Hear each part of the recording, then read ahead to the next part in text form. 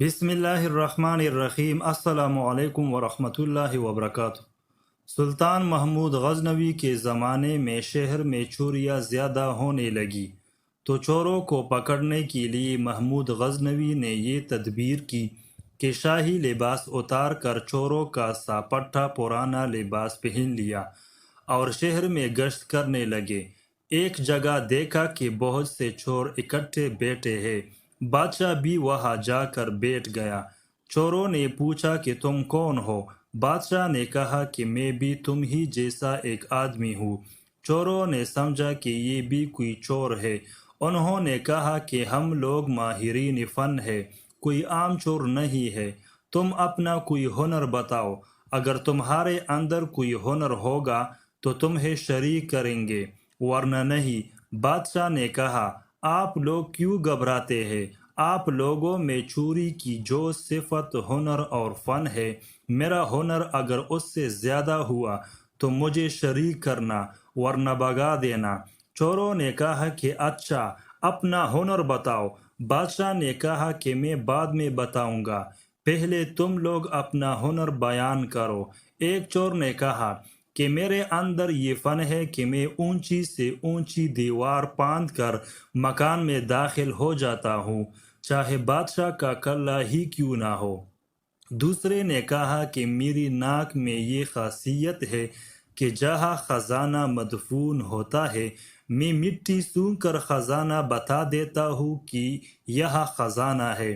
جیسے مجنون کو خبر نہیں تھی کہ لیلی کی قبر کہاں ہے، قبرستان جا کر ہر قبر کو سونگا، جب لیلی کی قبر کی مٹی سونگی تو بتا دیا کہ لیلی یہاں ہے۔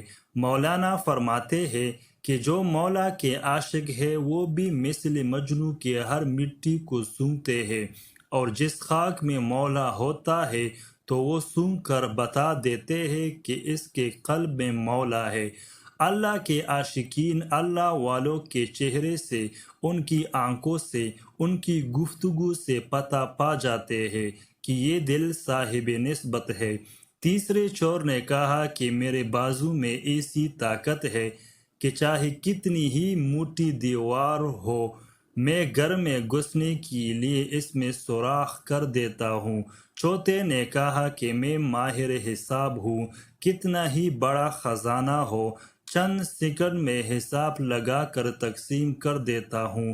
پانچویں نے کہا کہ میرے کانوں میں ایسی خاصیت ہے کہ میں کتے کی آواز سن کر بتا دیتا ہوں کہ کتا کیا کہہ رہا ہے۔ چھٹے نے کہا کہ میری آنکھوں میں یہ خاصیت ہے کہ جس کو اندھیری رات میں دیکھ لیتا ہوں، دن میں اس کو پہچان لیتا ہوں۔ اب سب چوروں نے بادشاہ سے پوچھا کہ اے چور بھائی، تمہارے اندر کیا خاص بات ہے؟ شاہ محمود نے کہا کہ بھائی، میری داڑھی میں ایک خاصیت ہے کہ جب مجرمین کو پھانسی کے لیے جلادوں کے حوالہ کر دیا جاتا ہے، اس وقت اگر میری داڑھی ہل جاتی ہے تو مجرمین پھانسی کے پھندے سے چھوٹ جاتے ہیں۔ یہ سن کر چور مارے خوشی کے کہنے لگے کہ آپ تو چوروں کے قطب ہیں، جب ہم کسی مصیبت میں پھنسیں گے تو آپ ہی کے ذریعے ہم کو خلاصی ملے گی۔ لہٰذا فیصلہ ہوا کہ آج بادشاہ کے یہاں چوری کی جائے، کیونکہ آج سب اراکین نہایت پاورفل ہے اور مصیبت سے چھڑانے والا داڑھی والا بھی ساتھ ہے۔ لہٰذا سب بادشاہ کے محل کی طرف چل پڑے۔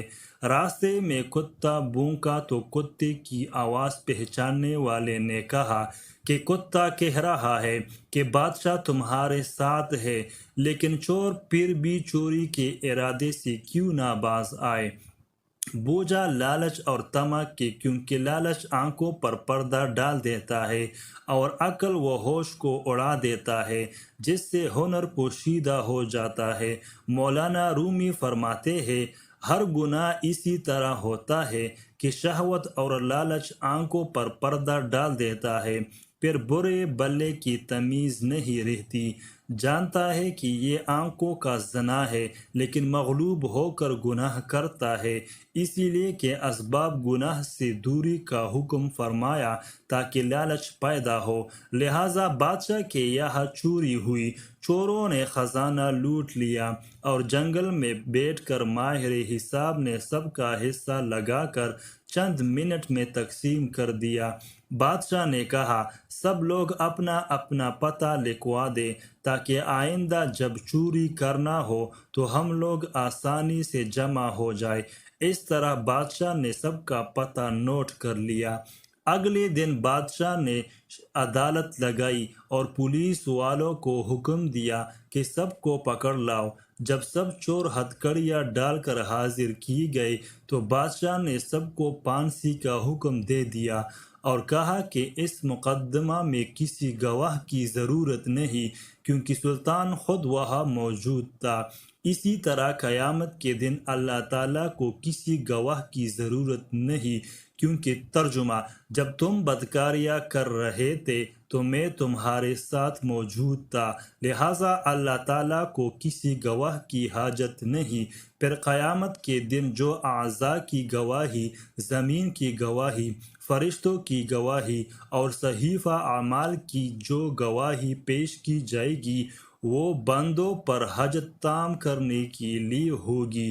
جب 6 کے 6 چور پھانسی کے تختہ پر کھڑے ہو گئے تو وہ چور جس نے بادشاہ کو دیکھا تھا، اس نے پہچان لیا کہ یہ وہی بادشاہ جو رات کو ہمارے ساتھ تھا۔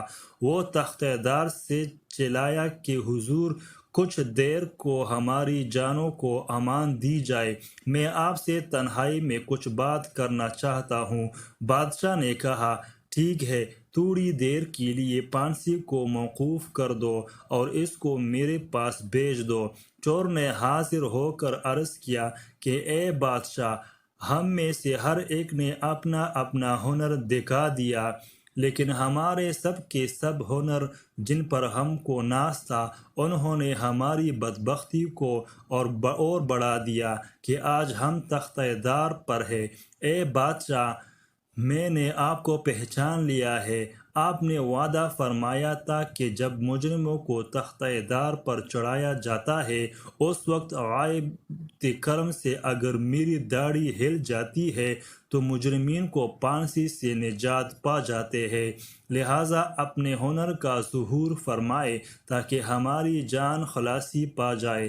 مولانا رومی فرماتے ہیں کہ سلطان محمود غزنوی نے کہا، تمہارے کمالات ہنر نے تو تمہاری گردنوں کو مبتلا قہر کر دیا تھا، لیکن یہ شخص جو سلطان کا عارف تھا، اس کی چشم سلطان شناس کے صدقہ میں تم سب کو رہا کرتا ہوں۔ اس قصے کو بیان فرما کر مولانا رومی فرماتے ہیں کہ دنیا میں ہر شخص اپنے ہنر پر ناز کر رہا ہے۔ بڑے بڑے اہل ہنر اپنی بدمستیوں میں مست اور خدا سے غافل ہے، لیکن قیامت کے دن ان کی یہ ہنر کچھ کام نہ آئیں گے اور ان کو مبتلا قہر و عذاب کر دیں گے۔ لیکن جن لوگوں نے اس دنیا کے اندھیرے میں اللہ کو پہچان لیا، نگاہ معرفت پیدا کر لی، قیامت کے دن یہ خود بھی نجات پائیں گے اور ان کی سفارش گنہگاروں کے حق میں قبول کی جائے گی۔ اس ویڈیو کو لائک کریں اور چینل کو سبسکرائب کریں۔ شکریہ۔